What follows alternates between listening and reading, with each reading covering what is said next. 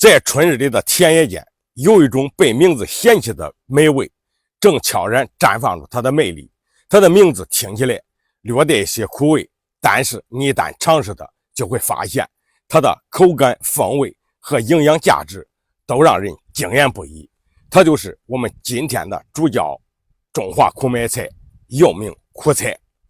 这就是中华苦麦菜，是菊科苦麦菜属的多年生草本植物，株高可达30到40厘米，基生的叶子呈连座状，也就是围绕着茎基部向四周分散生长。它的叶子比其他野菜看起来要薄一些，光滑，叶片大多细长，最常见的有长椭圆形、倒皮针形、线形或蛇形。叶片有的是全圆，也就是边缘很光滑，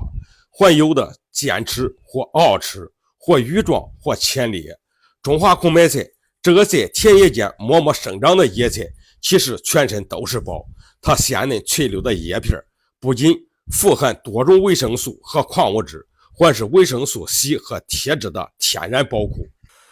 把它的根挖出来看看。哎呀，这么巧呢，正好挖到大树根上，怪不得呢。树根这么粗，看看它的根，乳白色的，断面会冒出很多白色汁液。它的根是垂直直伸的，它的根吃起来粉粉的，也很好吃。它的营养价值远超你想象中的荠菜、韭菜，却因为名字而很少被人问津。然而，如果你掌握了它正确的烹饪的方法，就能让这个看似很平常的野菜绽放出独特的美味来。说到苦菜的美食，就不得不提到那令人垂涎欲滴的苦菜猪肉包子。这款包子不仅口感鲜美，而且营养满满，咬上一口就能感受到那种鲜嫩多汁，猪肉的醇厚与苦菜的清香完美融合，散发出令人陶醉的香气，每一口都让人回味无穷。网友们，当你看到这里的时候，你的馋虫是不是被唤醒了？这真的不难，